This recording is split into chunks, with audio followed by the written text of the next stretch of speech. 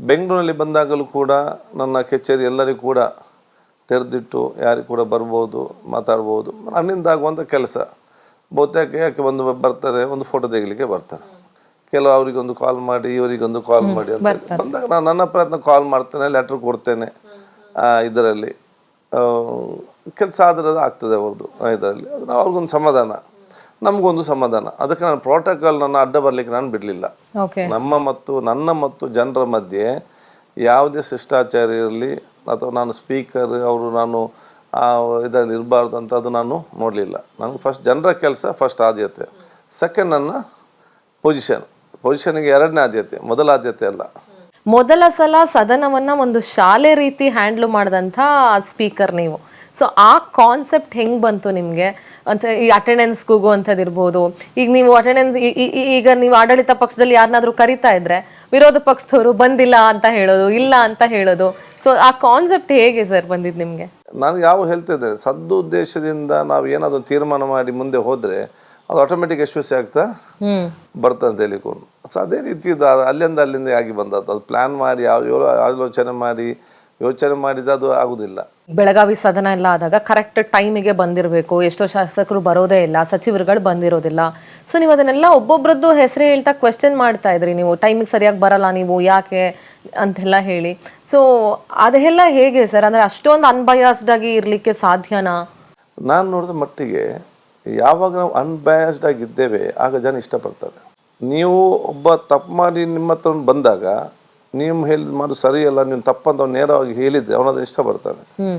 ಮತ್ತೆ ನನ್ನ ಪರಿಸ್ಥಿತಿ ಏನಂತ ಹೇಳಿದ್ರೆ, ನನ್ನ ತಂದೆಯವರು ನನ್ನ ತಂದೆ ಶಾಸಕರಾಗಿದ್ದು, ಅವರು ಕೂಡ ಅಷ್ಟೇ. ನ್ಯಾಯ ಬಂದಾಗ ಅದು ಯಾರಂತ ನೋಡೋದಿಲ್ಲ, ಅದು ನನ್ನನ್ನೇ ನೋಡಲಿಲ್ಲ. ನಾನು ಸ್ಟೂಡೆಂಟ್ ಲೀಡರ್ ಆಗಿದ್ದೆ. ನಾನು SDM ಲಾ ಕಾಲೇಜಿನ ಕ್ಲಾಸ್ ಒಳಗಡೆ ಇದ್ದೆ 3rd ಇಯರಲ್ಲಿ. ಕಾಲೇಜ್ ಹೊರಗಡೆ ಗಲಾಟೆ ಸ್ಟೂಡೆಂಟ್ಸ್ ಇದು ಇದರಲ್ಲಿ. ನನಗೆ ಬಂದು ಹೇಳ್ತಾರೆ ಸ್ಟೇಷನ್ಗೆ ಬರಬೇಕು ಅಂತೇಳಿ. ನನಗೇನದು ಗೊತ್ತು, ನಾನು ಕ್ಲಾಸ್ ಒಳಗಡೆ ಇದ್ದಲ್ಲ, ನಾನು ಒಬ್ಬನೇ ಹೋದೆ ಸ್ಟೇಷನ್ಗೆ. ನನ್ನ ಮೇಲೆ ಇನ್ಸ್ಪೆಕ್ಟರ್ ಹೇಳ್ತಾನೆ, ನಿನ್ನ ಮೇಲೆ ಕೇಸ್ ಇದೆ, ನಿನ್ನ ಮ್ಯಾನ್ ಬಿಯನ್ ದಿ ಆ್ಯಕ್ಷನ್, ಎಲ್ಲ ಗಲಾಟೆಗೆ ನೀನೇ ಕಾರಣ, ಅಲ್ಲಿ ಸ್ಟೂಡೆಂಟ್ ಇದು. ನಾನು ಹೇಳಿದ್ದೆ, ನಾನಲ್ಲಿ ಕ್ಲಾಸ್ ರೂಮಲ್ಲಿದ್ದೆ, ನೀವು ಅಟೆಂಡೆನ್ಸ್ ಪುಸ್ತಕ ತೆಗೆದು ನೋಡಿ ಅಂತ ನಾನು ಧೈರ್ಯವಾಗಿ ಹೇಳಿದ್ದೆ. ಅದು ಅಲಿಬಿಯಲ್ಲಿ ಕೋರ್ಟಲ್ಲಿ ಇಲ್ಲಿ ಅಲ್ಲ ಅಂತ ಹೇಳಿದರು.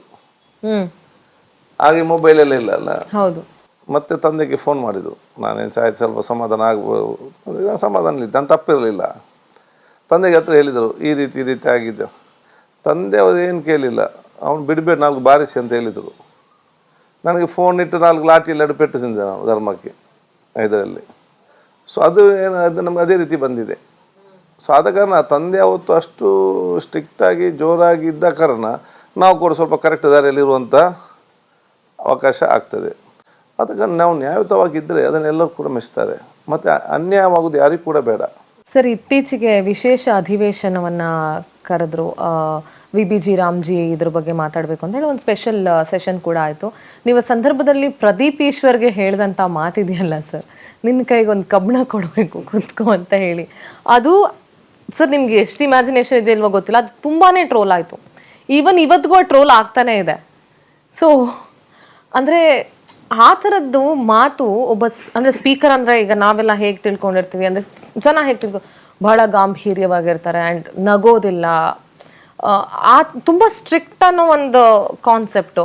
ಬಟ್ ನೀವು ಅದಕ್ಕೆ ತದ್ವಿರುದ್ಧ, ಅಂದರೆ ಸ್ಟ್ರಿಕ್ಟ್ ಇರೋ ಟೈಮಲ್ಲಿ ಸ್ಟ್ರಿಕ್ಟಾಗೂ ಇರ್ತೀರಿ, ಖಂಡಿಸೋ ಟೈಮಲ್ಲಿ ಅಟ್ ದ ಸೇಮ್ ಟೈಮ್ ಅಲ್ಲಿ ಒಂದೊಂದು ತಮಾಷೆ ಕೂಡ ಮಾಡ್ತಾ ಇರ್ತೀರಿ. ಹೇಗೆ? ನಾನು ಯಾವಾಗ ಹೇಳ್ತಾ ಇರ್ತೇನೆ, ನಮ್ಮ ಅಧಿಕಾರ ಮತ್ತು ನಮ್ಮ ಪೊಸಿಷನ್ ಅದು ನಮ್ಮ ತಲೆಯಲ್ಲಿ ಮತ್ತು ಅದು ನಮ್ಮ ಲುಕ್ಸಲ್ಲಿ ಡ್ರೆಸ್ಸಲ್ಲಿ ಇರಬಾರ್ದು, ಅದು ನಮ್ಮ ಕೆಲಸದಲ್ಲಿ ಮಾತ್ರ ಕಾಣಬೇಕು. ಸೊ ನಾನು ಅಲ್ಲಿ ನಿಂತಾಗಿದ್ದ ಒಂದು ಕುಟುಂಬದ ರೀತಿಯಲ್ಲಿ ಎಲ್ಲರೂ ಒಂದು ಸನ್ಮಿತ್ರರು, ಸೋದರರು, ಅದು ಕುಟುಂಬದವರು, ಈ ರೀತಿ ಒಂದು ಫ್ರೆಂಡ್ಲಿ ನೇಚರ್ ಎಲ್ಲರನ್ನ ಆ ರೀತಿ ನಾನು ನೋಡ್ತಾ ಹೊರತು ನಾನು ಸ್ಪೀಕರ್, ಇವರು ಶಾಸಕರು, ಇವರು ಆಡಳಿತ ಪಕ್ಷ, ಅದೇನು ಎಲ್ಲ ಒಂದೇ ರೀತಿ ನನಗೆ ನೋಡುವಂಥದ್ದು. ಸೊ ಇದರಲ್ಲಿ ಇಂಥ ಸಣ್ಣ ತಮಾಷೆ ಮಾತು ನಮ್ಮ ಫ್ರೆಂಡ್ಸ್ ಮಧ್ಯೆಯಲ್ಲಿ ಏನಾದರೂ ನಾವು ಹೇಳುವಾಗ ಅವ್ನ ಮಾತು ಕೇಳದಿದ್ದರೆ ಅವನಷ್ಟಾಗೆ ಮಾತಾಡ್ಕೊಂಡು ನಾವು ಅವನಿಗೆಲ್ಲ ಹೇಳ್ತೇವೆ, ಇವನಿಗೆ ಸ್ವಲ್ಪ ಕಬ್ಬಿಣ ಈ ರೀತಿ ಕೊಡಿ ಅಂತೇಳಿ. ಸೊ ಅದು ಅಲ್ಲಿ ಆಟೋಮೆಟಿಕ್ ಆಗಿ ಅದು ಅಲ್ಲಿ ಆ ರೀತಿ ಬರುವಂಥ ಒಂದು ವಿಚಾರ. ಇದೆಲ್ಲದರ ನಡುವೆ ನೀವು ಮೊನ್ನೆ ಸಡನ್ ಆಗಿ ಎದ್ದು ಹೋಗ್ಬಿಟ್ರಿ. ನೋಬಡಿ ವುಡ್ ಹ್ಯಾವ್ ಇಮ್ಯಾಜಿನ್ಡ್ ನೀವು ಅದ್ರ ರೀತಿ ಹೋಗ್ತೀರಿ ಅಂತ ಹೇಳಿ. Every problem you have to find a solution. True. And then you have to go forward. ನಾವು ಪ್ರಾಬ್ಲಮೇ ಹೊತ್ಕೊಂಡು ನಮ್ಗೆ ಹೋಗ್ಲಿಕ್ಕೆ ಆಗೋದಿಲ್ಲ. ಹೌದು. So this ಈ problem 3-4 long term you are saying it, and 2-3 times and I have told it very clearly also, we should be seriously. ಮತ್ತೆ ಅದು ಕೂಡ ಸಾಲ್ವ್ ಆಗದಂಥ ಸಂದರ್ಭದಲ್ಲಿ ಏನದೊಂದು ಆ್ಯಕ್ಷನ್ ತಗೊಳ್ಳೇಬೇಕು ಸಾಲ್ವ್ ಮಾಡಲಿಕ್ಕೆ. ಆದ ಕಾರಣ ಆ ಪ್ರಾಬ್ಲಮ್ ಸಾಲ್ವ್ ಮಾಡಲಿಕ್ಕೆ ಆ ಒಂದು ಸಂದರ್ಭದಲ್ಲಿ ಆ ಒಂದು ಇದು ಬೇಕಿತ್ತು.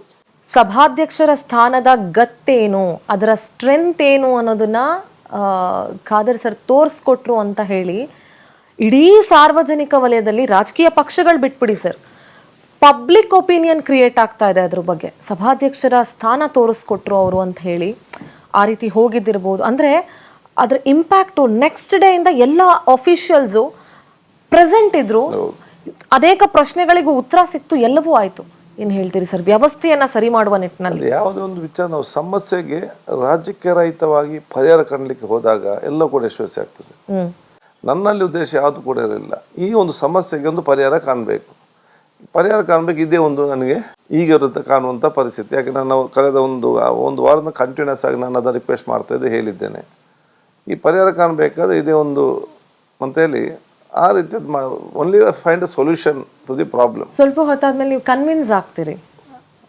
ಹೌದು, ಕನ್ವಿನ್ಸ್ ಆಗ್ಲಿಕ್ಕೆ ಏನು ಕಾರಣ ಸರ್? ನೋಡಿ, ತಕ್ಷಣವೇ ಮುಖ್ಯಮಂತ್ರಿಗಳಿರಲಿ, ಎಲ್ಲ ಹಿರಿಯ ಸಚಿವರಿರಲಿ, ಪ್ರತಿಪಕ್ಷ ನಾಯಕರಿರಲಿ, ಬಟ್ ಅವರೆಲ್ಲ ಗಂಭೀರತೆ ಅರ್ಥ ಮಾಡಿಕೊಂಡು ಬಂದು ಇಲ್ಲ ಈ ರೀತಿ ಆಗಬಾರ್ದು, ಎಲ್ಲ ಪ್ರಶ್ನೆ ಕೊಡಬೇಕು, ಶಾಸಕರಿಗೆ ಅದು ಸಿಕ್ಕಬೇಕು, ಚರ್ಚೆ ಮಾಡಿ ಅಲ್ಲಿ ಆ ಸಮಸ್ಯೆನ ಪರಿಹಾರ ಕಂಡುಹಿಡಿದೆವು. ತಕ್ಷಣ ಮುಖ್ಯ ಕಾರ್ಯದರ್ಶಿಯನ್ನು ಕರೆಸಿ ಅವ್ರ ಶಾಸಕರಿಗೆ ಹೊತ್ತು ಮುಂದೆ ಈ ರೀತಿ ಆಗಬಾರ್ದು ಅಂತೇಳಿ ಅಧಿಕಾರಿಗಳಿಗೆ ಅವರನ್ನು ಕರೆಸಿ ಅವ್ರ ಎಕ್ಸ್ಪ್ಲನೇಷನ್ ಕೇಳಿ ಅವರಿಗೆ ಆ ಒಂದು ನೋಟಿಸನ್ನು ಕೊಟ್ಟು ಮುಖ್ಯಮಂತ್ರಿಗಳು ಎಲ್ಲ ಮಂತ್ರಿಗಳಿಗೆ ಇವತ್ತು ಸೂಚನೆ ಕೊಟ್ಟು ಇದೆಲ್ಲ ಕೂಡ ಪರಿಹಾರ ಆ ಸಮಸ್ಯೆಗೆ ಆ ಒಂದು ಪರಿಹಾರ ಆ ಒಂದು ದೃಢ ತೀರ್ಮಾನ ನಿರ್ಧಾರ ಆಗಬೇಕಿತ್ತು.